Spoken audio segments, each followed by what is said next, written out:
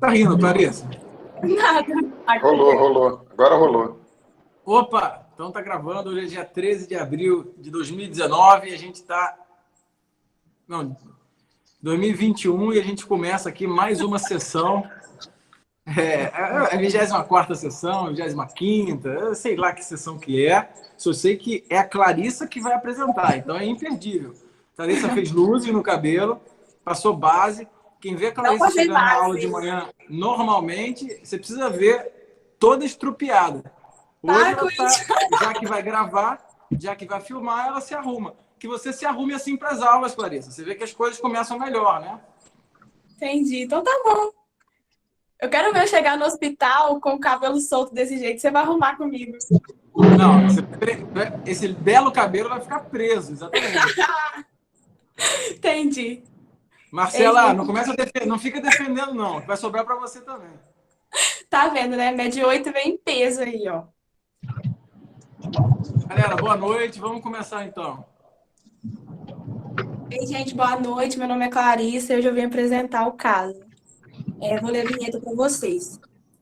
Mulher de 36 anos, casada, do lar, natural de Inhambupe, Bahia, que havia sido hospitalizada em serviço médico terciário com dispneia progressiva há 2 meses, que evoluiu para dispneia em repouso 2 dias após a hospitalização. Além disso, ela relatou edema de membros inferiores e edema periorbital. Também se queixava de náuseas e vômitos pós-prandiais por 1 semana com restos de comida sem muco ou sangue, afebril. Referia internação anterior aos 18 anos devido a complicações decorrentes de pré-eclâmpsia e hemorragia pós-parto. Negou transfusões de sangue. Também descreveu a galactia e a amenorreia pós-parto. Tá, olha só, pessoal. Para a galera que tá nova aqui, Temes, boa noite. A galera que está aqui pela primeira vez, olha só. Um combinado que a gente tem aqui é que o objetivo aqui não é ficar falando rodapé de livro, não é ficar falando teoria, não é ficar demonstrando que conhece o detalhe do detalhe. Não é isso. O objetivo é a gente falar sobre o que a gente já viu e sobre o que a gente está pensando. O que tem de mais rico, do ponto de vista pedagógico, numa sessão online, é a pessoa abrir o coração, né? E falar o que ela está pensando. Tá? Falar assim, o que eu estou pensando? E assim como nós, né? Eu, Breno, Fábio, tem o Marco também, que de vez em quando tá... Né, Breno? O Marco andou falando uns dias aí. O que vale é o que a gente está pensando sem armas, entendeu? Ninguém está aqui querendo demonstrar que sabe uma coisa ou sabe a outra. Não é isso. Tem que olhar para o caso e falar assim, putz, eu já vi uma coisa assim, uma vez eu vi um caso desse, uma vez eu vi aquilo, ou um aluno de medicina. Quando eu leio isso, eu penso nisso. Tá? Acertar não é o nosso compromisso, porque nós erramos a maioria dos casos, né? Então já começo falando isso. A gente erra, vocês pegarem no YouTube exceções aí, eu acho que deve estar assim, uns 22-1, né? Para os alunos contra a gente. Então é esse o ponto, tá? É esse o ponto. Então eu quero saber o que vocês estão pensando, né, sobre isso. E eu vou passar a palavra para os alunos. Se algum aluno de medicina quiser falar, vai ser um prazer ouvi-lo. Ô, Bruno, posso falar? Pode. Então, primeira coisa, assim, vou colocar pontos que me chamaram a atenção, tá? É uma paciente jovem, né, 36 anos, e eu senti um pouco de falta, primeira coisa, assim, em relação a essa dispneia, como que essa dispneia é, né? Assim, se ela tem ortopneia, então, assim, até para a gente imaginar, assim, se tem alguma, né, começar a diferenciar se tem alguma causa de cardíaca ou renal, esse tipo de coisa.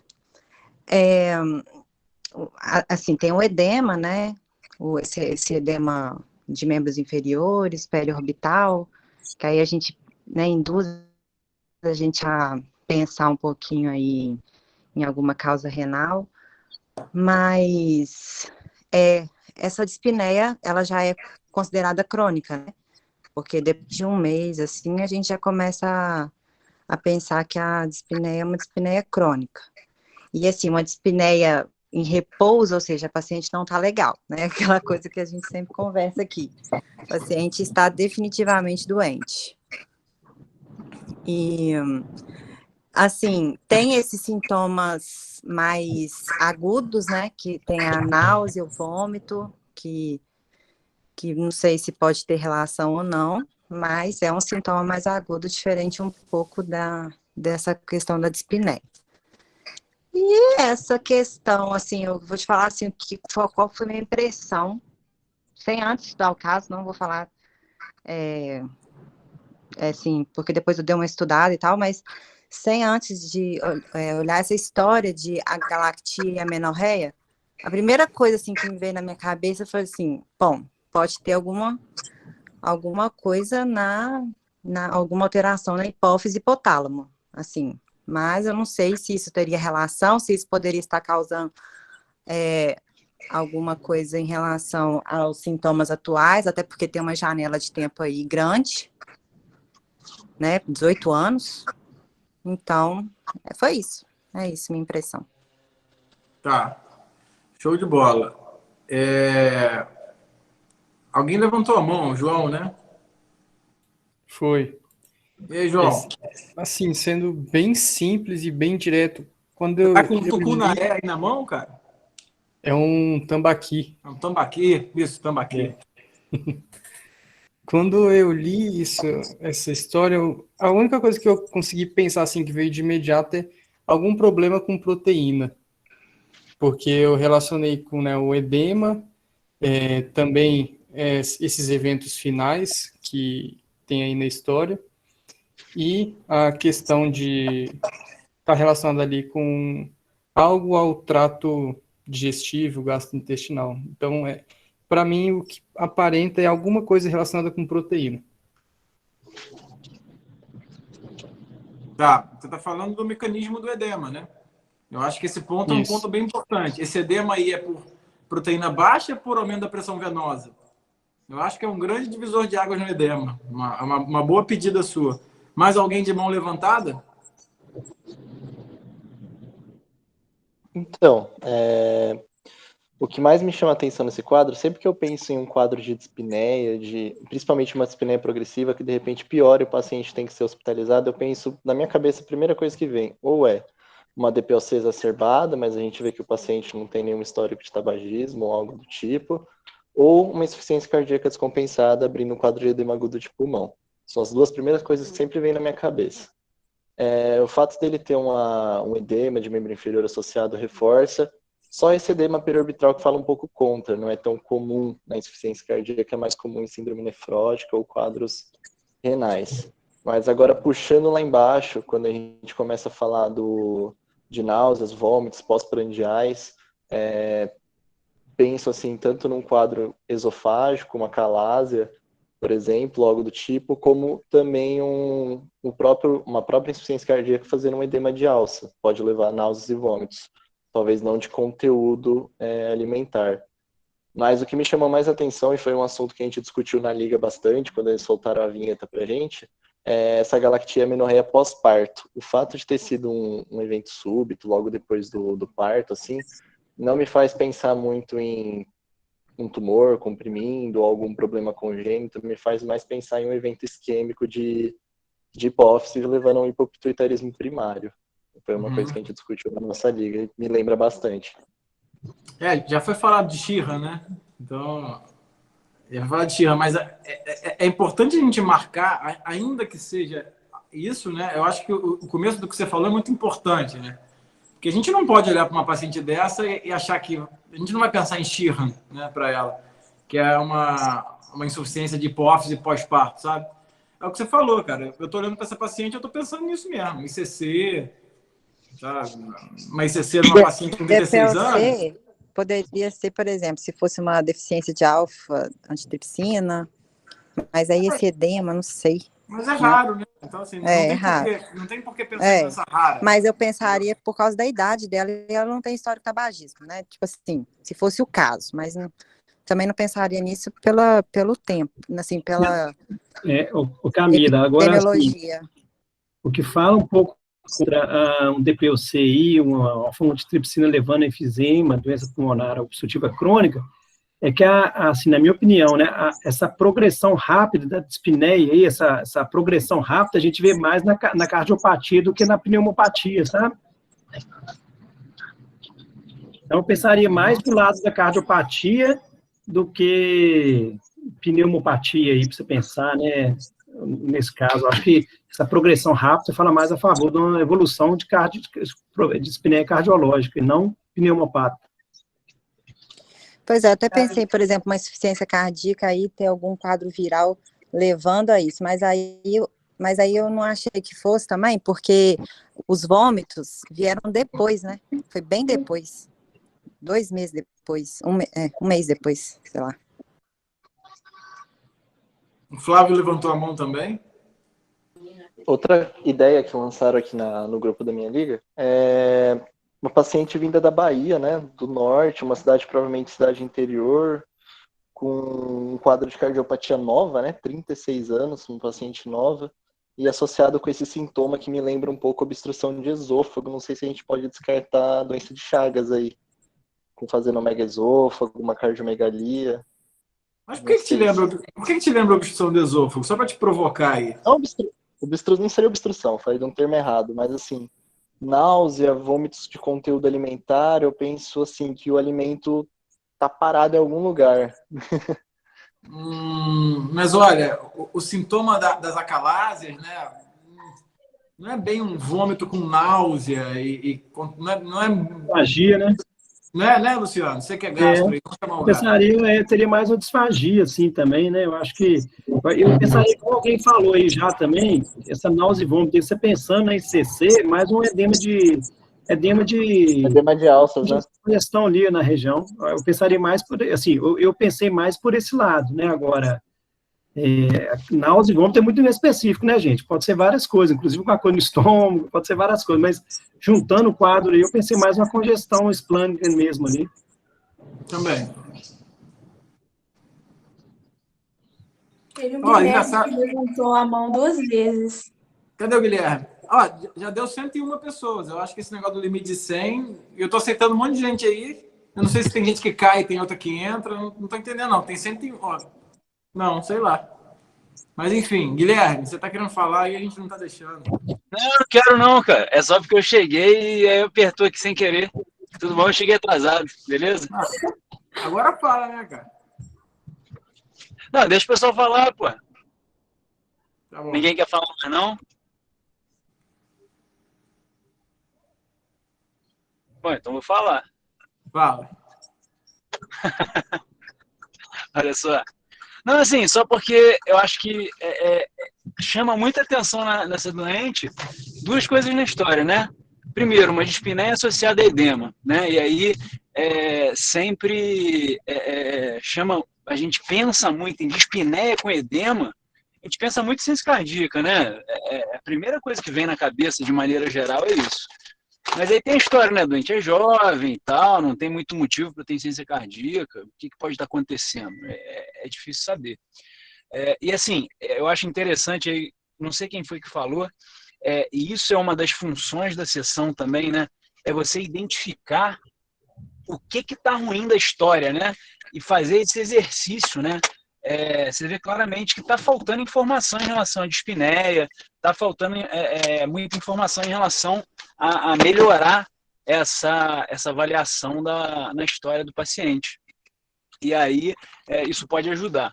Eu acho que tem... E uma outra coisa que me chamou muita atenção, uma coisa que eu vejo todo dia, que é o paciente com edema, dispneia e náusea e vômito. Isso aí é um quadro de uremia clássico, assim.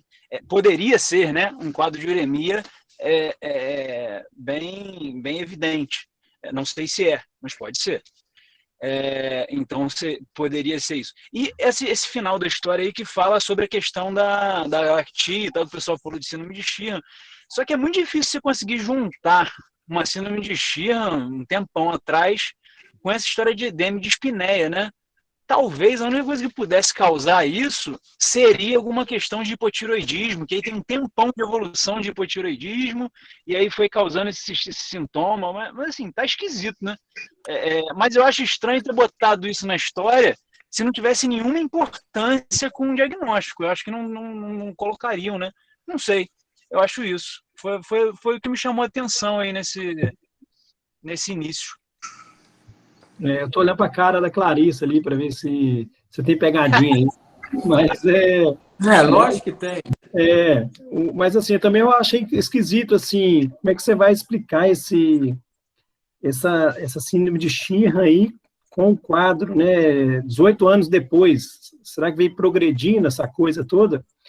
E eu concordo com o Guilherme, eu acho que esse edema aí, eu ficaria mais ou uma cardiopatia ou uma nefropatia, porque esse edema periorbital aí fala mais a favor de rim, né? Mas essa progressão fica difícil a gente definir, né? Eu acho que exames complementares aí, exames laboratoriais, urina, raio-x de tórax, acho que seria interessante inicialmente. Posso falar um pouco? Desculpa, Fábio. Vamos lá. Porque eu sou cardíaco, né? Só lembrar que pericárdio pode dar edema de face também. A gente lembra muito de edema de face com rim, né? Mas se essa paciente tiver uma restrição pericárdica, edema de face acontece, né? Então, se for um tamponamento, não um tamponamento, né? Mas se ela tiver um derrame pericárdico importante, isso aí pode dar edema de face e justifica esse quadro todo. Só lembrar isso, falou?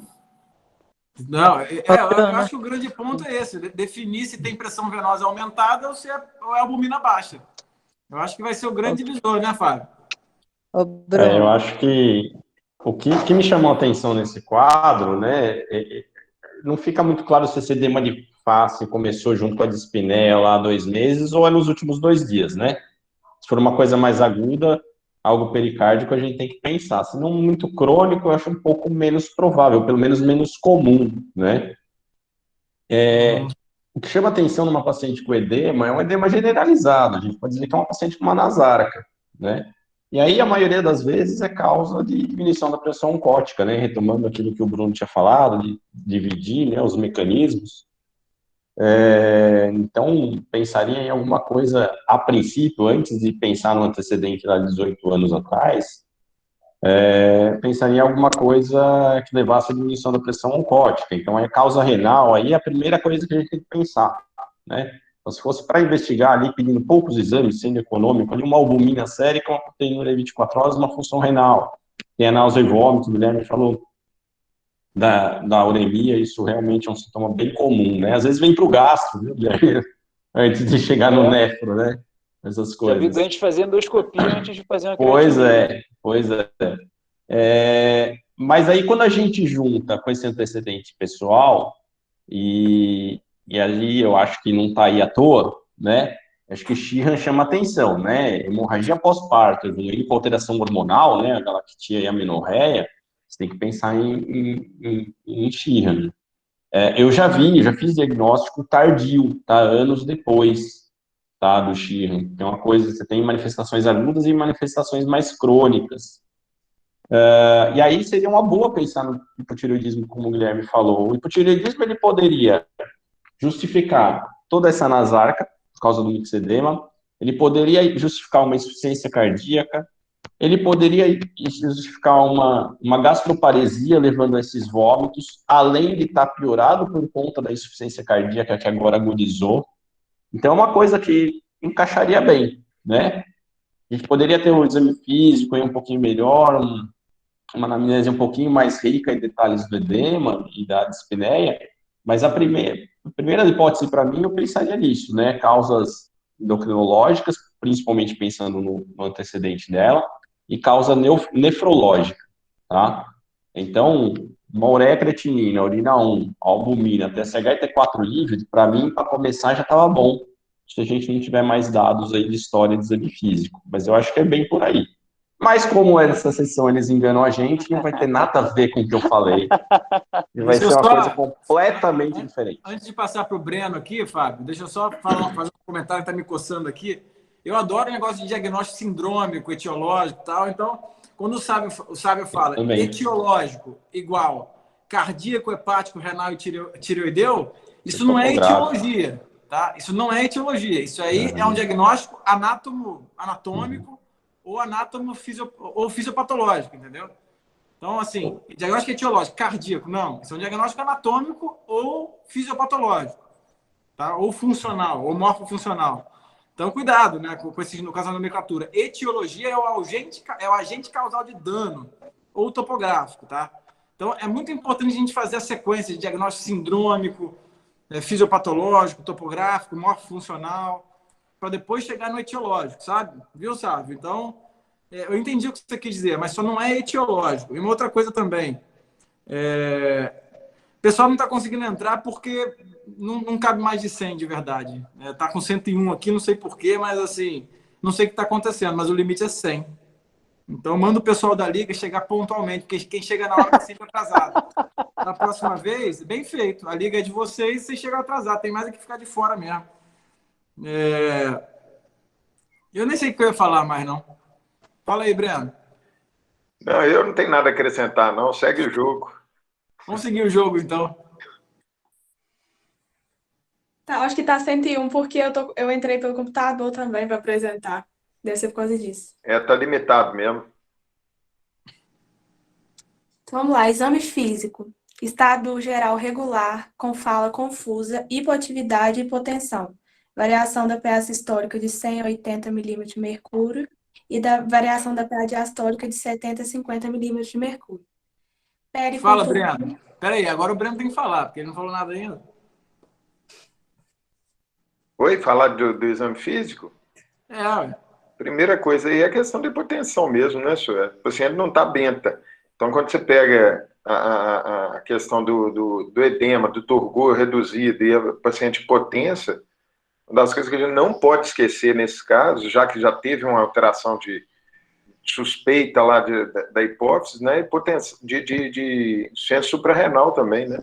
Uma das causas que pode justificar parte desses sintomas aí junto. Então, acho que vai caminhando para esse lado. É a única coisa que eu penso. Fora o que todo mundo já falou, né? Gustavo, abaixa a mão e pergunta, Gustavo. Manda ver. Eu caí meio de paraquedas nessa resenha aqui, então não sei como é o fluxo, mas agora como eu percebi que a gente já foi para o exame físico, não, porque assim, a minha única dúvida foi porque a paciente ali naquela HPP meio breve não falou se ela faz uso de alguma medicação contínua, né? Eu, pelo menos, eu já sou formado, mas muitas dicas diagnósticas vêm do que o paciente toma.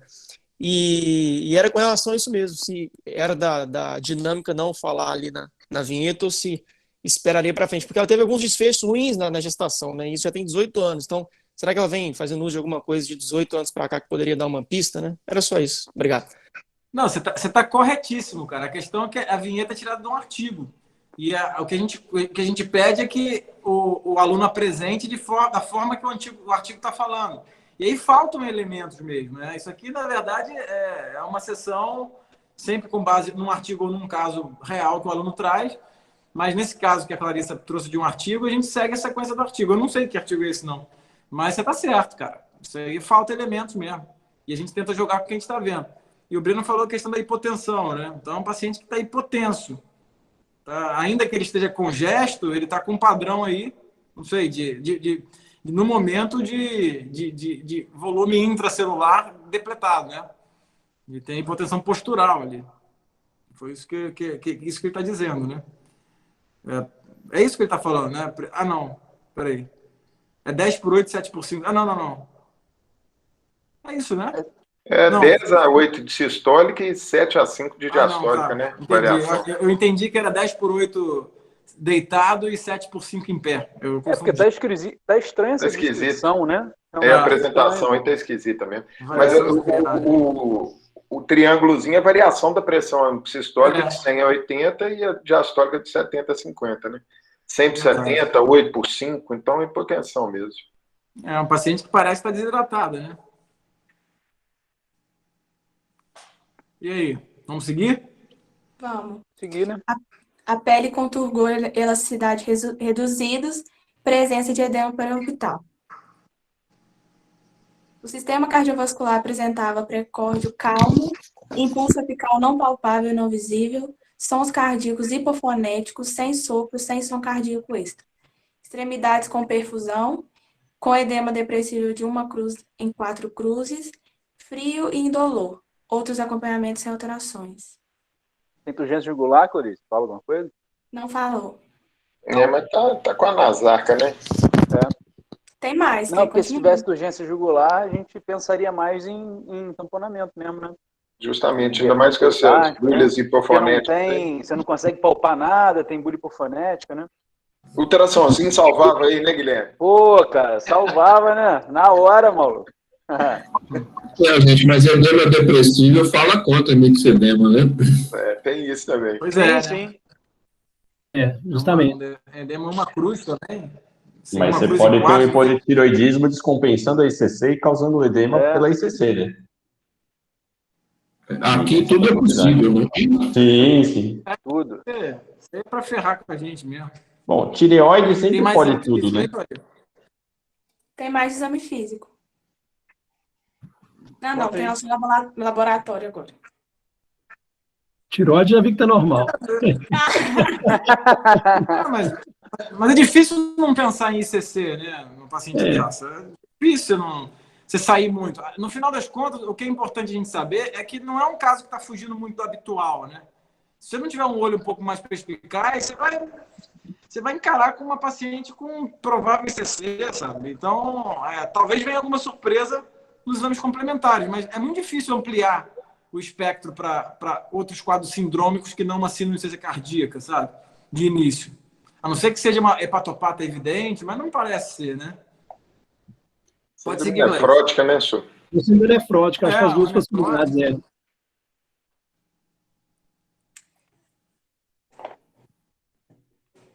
Laboratório, TSH de 4,93, T4 livre abaixo de 0,4 e sódio 133. Exames complementares. Hemoglobina de 12, hematócrito de 35,9, leucograma de 12.880, 89 de segmentados, 4 de linfócitos, 1% de eosinófilos e 6 de monócitos. Plaquetas de 165.000 e função renal normal. Esse T4 livre, o valor de referência aí, qual que é? Era de 0,5 até 5, alguma coisa. Tem um hipotireoidismo, né? De causa secundária, né? Tem um pouquinho mais baixo. Né? De causa central, né? De causa central. Um hipotireoidismo central. Porque o TSH tá normal, não tem normal, TSH alto, né? Pois é. Assim, parece que os House do início que pensaram em estirro, eles acham que talvez esteja caminhando para algo mais raro mesmo, né? Agora, nessa situação, como tem muito acadêmico aí, é muito importante você pensar no clássico e no mais comum. Chega uma paciente de 38 anos, no pronto-socorro, dispineica, hipotensa, tá? Uma leucocitosinha ali michuruca, mas tudo bem. Claro que está caminhando para não ser um quadro infeccioso, mas até prova o contrário, você tem que colocar o alerta seu para algum quadro infeccioso aí paralelo, que a sepsis também justificaria. Claro que não, edema periorbitário, essas coisas todas, mas não deixar de pensar nisso. É o que a gente costuma falar, né? Você não ser pego de calça curta também. Se você dá um diagnóstico de estirra no pronto-socorro, meu amigo, você tem que ser muito ninja. Então, assim, nem house não dá. Então, eu acho que você tem que pensar no comum primeiro, né? Porque o que é comum é comuníssimo, é aquilo que a gente escuta, né? E o que é raro é raríssimo. O Bruno vive falando isso. O cara que só dá diagnóstico de doença rara não dá diagnóstico nenhum.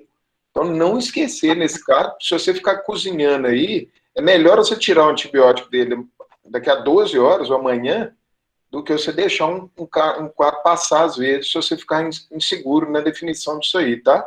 Então, num quadro desse também, se você começar a pensar para o lado infeccioso, não é de todo errado e pode acontecer, tá? Só isso. Breno, deixa eu te fazer uma pergunta de consultório, assim. Você rastreia hipotireoidismo com TSH e T4? Porque eu só peço TSH. E nesse caso, o TSH está normal, ou seja, tem que ter uma suspeita de um hipotireoidismo central para que, de alguma maneira, você peça o T4, né? Justamente. Mesma coisa. Eu não iria pedir o T4. Nesse caso específico, talvez sim, né? Porque a gente está edema periorbitário, esse trem todo, mas rotineiramente, TSH só. E o TSH aí normal, né? Pois Então a é. gente tem que ficar esperto para isso também. Eu geralmente peço os dois, viu? Mas é até para uma questão de mais praticidade, porque depois vier o TSH, você tem que pedir uma nova coleta do T4 livre, né? Então, às vezes, você precisa dar um passinho para frente para também não ficar... Senão você vai demorar 4, 5 consultas para fazer todo o diagnóstico do paciente, né? Nesse caso específico, eu não tenho dúvida, tá, Fábio? Eu iria pedir, mas rotineiramente no consultório, não peço, não. Não antecipo, não. Eu peço TSH só. Inclusive, o controle efetivo, né, do tratamento do hipotireoidismo, está fazendo só com TSH hoje também. Então, eu não pediria também, não. Foi boa. Mas uma coisa que colocaram é verdade, né? Colocaram aí no grupo, né, no chat. Como o Breno falou, né, no pronto-socorro, você fazer o diagnóstico vai ser muito difícil, até porque dificilmente a gente vai lembrar de perguntar e o paciente vai referir a complicação de 18 anos atrás, né? A gente sempre fica um pouco mais focado numa emergência, num quadro mais agudo, querendo ou não, a gente sempre fica numa história um pouco mais restrita, né? Você pede antecedentes para o paciente, claro, mas às vezes o paciente não fala isso, né? Ele passa, né? Então, é que aqui, como tinha esse dado na história, ficou, acho que, um pouco mais fácil da gente se ligar. Mas passaria muito fácil numa história mais rápida de pronto-socorro, numa paciente que está chocada, essa história. Confusa, né? Eu sei que a anamnese aí vai ser importante. Citou o professor Ricardo aí, que eu sou fã também, mas o paciente está lá falando nada com nada, velho. Você não pode confiar só na história, você não vai dar esse diagnóstico ali. Aí você pode pegar a família, esse trem todo, se você tiver uma brecha, né? Mas quanto mais você for ler história, maior a chance de você dar o diagnóstico. Isso é proporcional. E a galactia é a ausência de produção de leite no pós-parto, né? Então, assim, pós-parto faz muito tempo.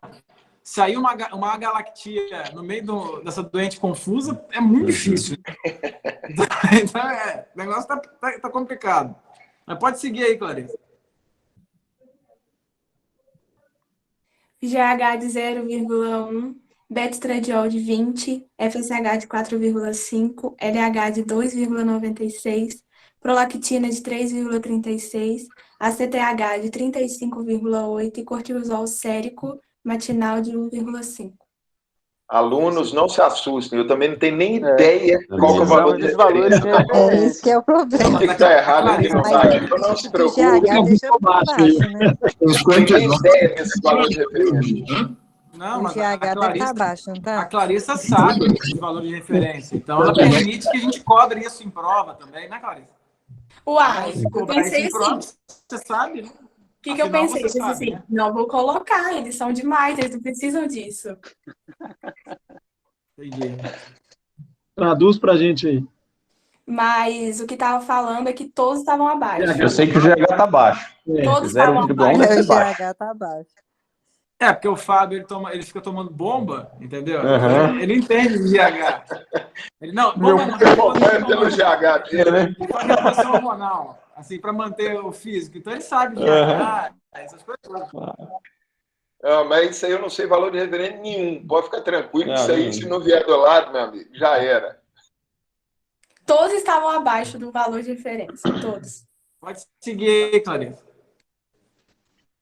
Vamos para a ressonância Eles agora. pediram uma ressonância. A ressonância nuclear magnética cerebral revelou célula tússica vazia parcial, com herniação da cisterna supracelular para o interior da célula tússica, identificando uma fina camada de glândula pituitária no assoalho celular, com realce homogêneo ao meio de contraste. Fechou o diagnóstico, né? Síndrome da célula vazia. Sinal da célula vazia. Agora, o mais importante é que na emergência a paciente ia ganhar um protocolo de sepse, né? Não tem a menor dúvida disso. Isso aí é o tratamento certo para o diagnóstico. Olha só, uma coisa é diagnóstico etiológico, outra coisa é diagnóstico de trabalho. Tá? O bom médico, ele sabe fazer o diagnóstico de trabalho, que é o que tem que fazer, entendeu? Eu prefiro 1000 vezes um bom diagnosticista de trabalho do que um house, com uma paciente na beira do leito ali. Porque o cara que é bom de serviço, ele mete antibiótico, faz o controle hemodinâmico, manda para o Marco na UTI e pronto, entendeu? Então, o diagnóstico de trabalho é fundamental para isso. Ô, Bruno, esse diagnóstico de trabalho seria mais guiado ao sindrômico? Seria o que fazer, né? Diagnóstico de trabalho, assim, o que eu tenho que fazer? Por exemplo, dor torácica. Resolver o doente, né, Bruno? Dor torácica, meu amigo. Dor torácica, assim, você não tem espaço para achar que é uma coisa ou outra, né? Eu acho que não. Esse cara tem 70 anos, é diabético, eu acho que essa dor dele. Não tem, né?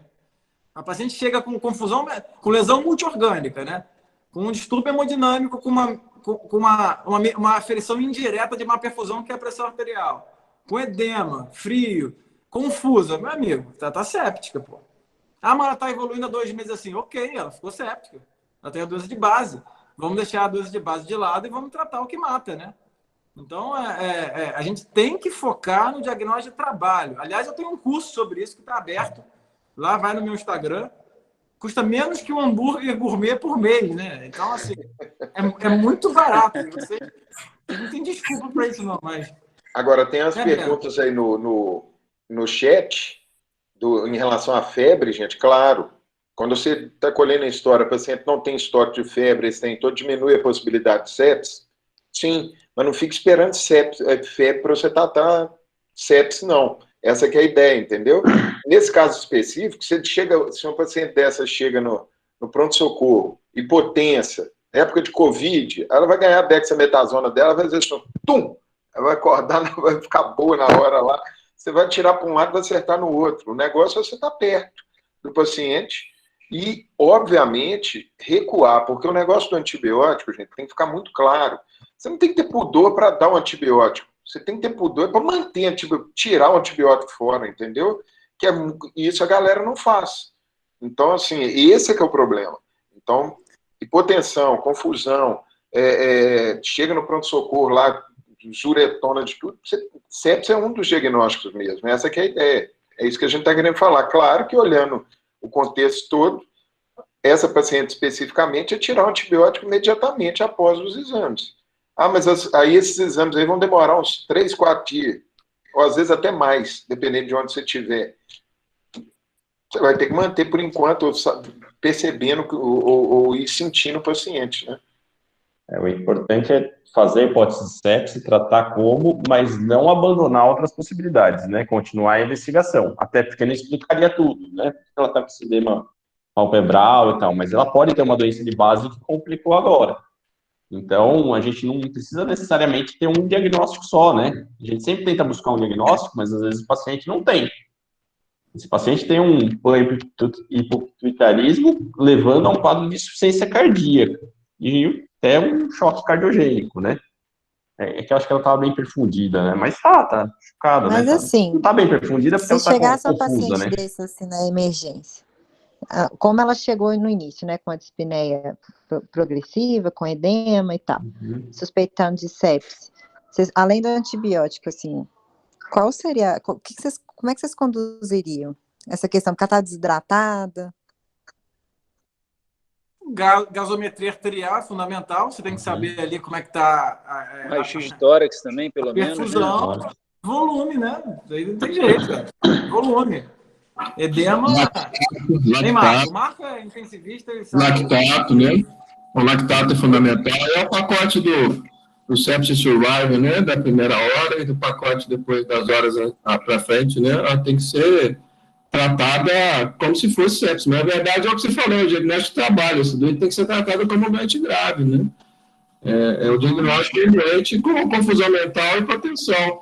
Se fosse uma insuficiência cardíaca perfil C, né, que ela está congesta e hipotensa, seria entre aspas, um choque cardiogênico, né? Ela teria que ser tratada por choque para congestão pulmonar. Suporte ventilatório e suporte circulatório, que ela precisava. Se precisava ganhar amina, se precisava ganhar acesso esclerose central, se precisava ganhar monitorização, claro que dentro do recurso que você tem para fazer isso, né? Obviamente.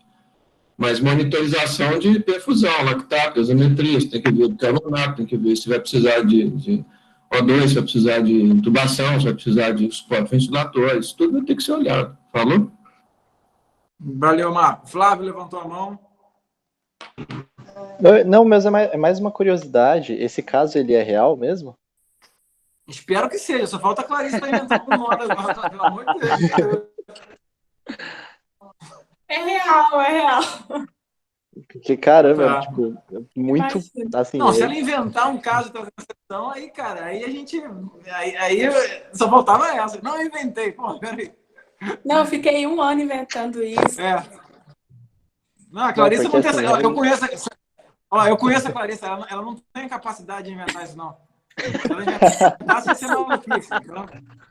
Ô, mas é Bruno, porque minha mãe realmente, tá aqui, né? Assistindo. Eu ouvi ela Quê? rindo lá da sala, dessa piadinha sua. A sua mãe também te conhece, Clarissa. O que você quer? A realidade ela se impõe. Eu acho que isso- Tá bom. Aqui. Toca o barco aí, Clarissa. Por eu ter apresentado dispneia e edema, eles pediram uma radiografia e um eco. Aí essa foi a radiografia. Ah, Não, legal. As bolhas hipofonéticas, né? Estavam. Derramaço pericárdio. Guilhermão tá coçando para passar um ultrassom lá. Tô percebendo. deve ter derrame, né? Tem que Tá com passar. cara. Era cardíaca aumentada, né? É, A famosa moringa, né? é. Pode seguir aí, Clarissa. O ecocardiograma mostrou miocardiopatia dilatada com disfunção sistólica ventricular esquerda significativa, às custas de hipocinesia difusa, fração de ejeção do ventrículo esquerdo de 27% e regurgitação mitral leve. Eu não tinha derrame, não. É. Aí só um detalhe importante aí, tá? Um detalhe importantíssimo. No diagnóstico da insuficiência cardíaca, você sempre tem que pensar, é uma cardiopatia, é uma miocardiopatia e outra coisa, é reversível ou não? Existem as miocardiopatias reversíveis, hein? Tá? Beriberi, por exemplo, você repõe a vitamina, em 4 semanas o coração e volta ao normal. Uma taquicardiopatia, um Takotsubo da vida, reverte. Então, quando você olha para um coração desse, você tem que olhar e falar assim, dá para reverter esse negócio? Se for hormonal, esse troço reverte, hein? É. Da onde veio essa miocardiopatia? Exatamente. Deve ter sido pós-parto, né? Pós-parto. Será que... Tá muito será que tardio para periparto pós-parto? mais tardia? Não sei. Tá tardio demais. 18 anos, foi né? tratado. Ou miocardiopatia, Será que não é do não sei hipotireoidismo? se tem associado a hipotireoidismo, né? Hipotireoidismo, né? É, deve ser, né? Agora Pega aí, deve ter uma Clarissa. hipertensão pulmonar também pelo raio-x, Então, né? eu até estava estudando sobre isso, e aí eles, num estudo, depois eu até procuro e mando para vocês, falando que uma das hipóteses de insuficiência cardíaca é pela deficiência de GH. Aí tem toda uma explicação lá e tal, eu achei interessante, diferente. Não, a deficiência de GH dá miocardiopatia reversível. O ponto é esse. Você repõe o negócio e o coração melhora. Eu acho que esse é o ponto central dessa discussão, sabe? Nesse caso agora. A gente não pode esquecer que existem miocardiopatias, cardiopatias não, né? Miocardiopatias reversíveis. Uma coisa interessante, Bruno, que um professor meu que falava, gente, insuficiência cardíaca é igual a febre. Não é diagnóstico. Você tem que saber sempre a causa, pô. É um diagnóstico sindrômico, né? Insuficiência cardíaca. Tem um monte de coisa que pode dar. Depois que você fez o diagnóstico de insuficiência cardíaca, você tem que saber por que o doente tem insuficiência cardíaca. Então, sempre lembrem disso. Segue aí, Clarissa. Temos 8 minutos. Após a introdução de terapia hormonal, levotiroxina em baixas doses, 50 microgramas por dia, a paciente apresentou melhora da hipoatividade e astenia apresentada na hospitalização, confirmando a suspeita diagnóstica de hipopituitarismo secundário à necrose hipofisária após a hemorragia pós-parto. Pode seguir. Tô esperando passar. Acho que não passou. Aperta um botão da seta, que aí passa. Uma vez realizados os ajustes da hormonoterapia instituída com levo e prednisona, houve melhora clínica e radiológica significativa. A radiografia depois. Espera aí que vai aparecer. Olha só, cara, que maneiro. Lindo, né? Legal. Clarissa, Isso, hipotireoidismo produzir miocardiopatia grave, assim? Eu não Eu acho que é consigo, mais, eu não. acho que não é, eu acho Nunca que é vi. mais pela deficiência de H, cara. Eu já Como vi, assim? sabia? Não, só repor? Não. Pode ser corticó, é estranho, né? Se bem que não repôs de H, né? Fez só É. Depois só deu levo e tiroxina. leva prednisona, né? E a dor foi o hipotireoidismo, né? Eu já vi, viu? Eu já vi, Já? peguei hipotireoidismo severo, Eu já vi fazendo hiper. cardiopatia. Hiper, eu já Sim, vi. é Não. no 1, né? Engraçado, né? Com mixedema, né? Porque ele está sedado. Pois é. É estranho isso, né? Tireoide pode Não, dar tudo. insuficiência cardíaca. O edema era da insuficiência cardíaca mesmo, né? Uhum. Estranho isso, né? A tireoide é uma doença imitadora. Ela está na 9ª camada do inferno, ao lado de Cássius Brutus e Judas, na boca de Lúcifer. Tá? Só para você saber. Ô, Bruno, eu não esqueço de você, desse ciclo de inferno seu. Aqui, eu estou olhando para o paciente hoje lá no consultório, eu estou assim, peraí, deixa eu ver se eu pedir se tem anti-HCV, se tem VDRL, se tem HIV, aí tá lá tudo lá, Sabe o que é foda? Eu fico aqui falando de Cristo, porra, eu sou cristão, aí você lembra de mim, aí quando você me vê, você lembra do capeta, cara? Puta que pariu, viu?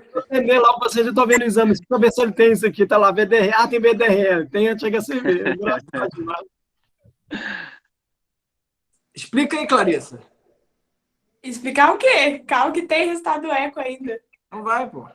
O eco serial, após 2 semanas de tratamento, mostrou melhora de 12% na fração de ejeção e redução da disfunção sistólica global, mesmo sem terapia específica para ICC. Discussão. A síndrome de Sheehan é descrita como o panhipopituitarismo secundário, necrose hipofisária, após a hemorragia pós-parto. E sua incidência está diretamente relacionada à qualidade do atendimento médico durante a gravidez. A apresentação da síndrome de Sheehan como ICC é atípica e o envolvimento cardíaco foi considerado mais raro entre os descritos.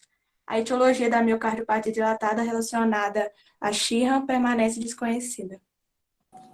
Que beleza. Muito bom. Um caso raro, com apresentação rara, que não aparece nunca mais na vida. E a gente vai tocando barco, as sessões ferrando a gente, pra gente ficar sem graça aqui que a gente não acerta. Você parece aí, falar de Sheehan. Vou lembrar disso no internato. Ai, ai. O ultrassom à beira-leite tinha matado esse negócio aí lá no início, viu? Já fala. Acho que o Sábio mandou um chip lá do meio da quadra, né? Chutou lá do Mas campo. acertou, Bruno. E aí, Tami? E aí? Agora, você vai finalizar a sessão hoje? Eu não vou finalizar nada. Faz aquele resumo para encerrar. Depois eu faço o resumo. Mas acertou sim, tá? Não vem falar que não acertou, porque vocês acertaram sim. Larissa, a Temis é sempre dando aquele tom maternal pra gente. Eu achei ótimo, viu? Ótimo caso, Clarissa. Eu também. Agora é o tom feminista dela. Ela se sentiu afrontada porque eu tô fazendo bullying com a Clarissa. Então, a feminista Temis aí tá... Não. Estou parabenizando pelo ótimo caso. Achei muito bom. Adorei. Todo mundo parabenizando aqui. Tá bom, meu amor, querida? Obrigada, Temis. O Bruno, ele já faz bullying comigo há muito tempo, sabe? Tá vendo? Temos que nos livrar. Olha isso, a sociedade patriarcal. União. Ele fica assustado quando a gente fica unido, tá? Pois é, percebi. Olha só, olha o caminho que tá indo a sessão. Clarissa, a discussão foi ótima, o caso foi ótimo, eu adorei e eu nunca vi Sheehan. Também não. Vê o que você tá falando. Cadê sua mãe, Clarissa? Chama sua mãe aí, Clarissa. A mãe dela comentou aí, ué. Ela tá aí no chat, ela tá assistindo. Tá comentando ela aqui, falando ó. alto lá na sala, eu tô ouvindo ela falando, rindo das piadas. A tia educativa dela? Parabéns. É porque teve uma época que ela quando começou a pandemia, ela entrava, né? Porque eles são donos de uma escola aqui de Ubá. E aí ela teve que fazer um Gmail para ela fez esse. Como é que é o nome da sua mãe, Clarissa? É Patita o apelido, mas é Maria Aparecida o nome dela. Dona Maria Aparecida, a sua filha conhece todo mundo de Ubar. Ela fica no meu consultório comigo, ela cumprimenta todo mundo que chega. Ela conhece todos os pacientes, 100%. E muito é por causa deles, tá? Por causa da escola, por causa da igreja, e tudo por causa deles. Pois é. É isso aí. Foi, a minha ótimo. Minha filha é muito conhecida mesmo, ela é muito simpática. Não é porque é minha filha, não. É um amor. É verdade. É verdade. A sua filha é muito querida, por isso que a gente implica, né? A gente só vai implicar se a gente gosta, senão a gente não implica. Verdade. Beleza, galera? Bom demais. Muito bom. Parabéns. Beleza. Gente, boa noite. Parabéns pela discussão. Boa noite, todo mundo, bom. gente. Valeu. Fiquem com Deus. Tchau. Até mais. Abraço. É. Para a gravação aqui.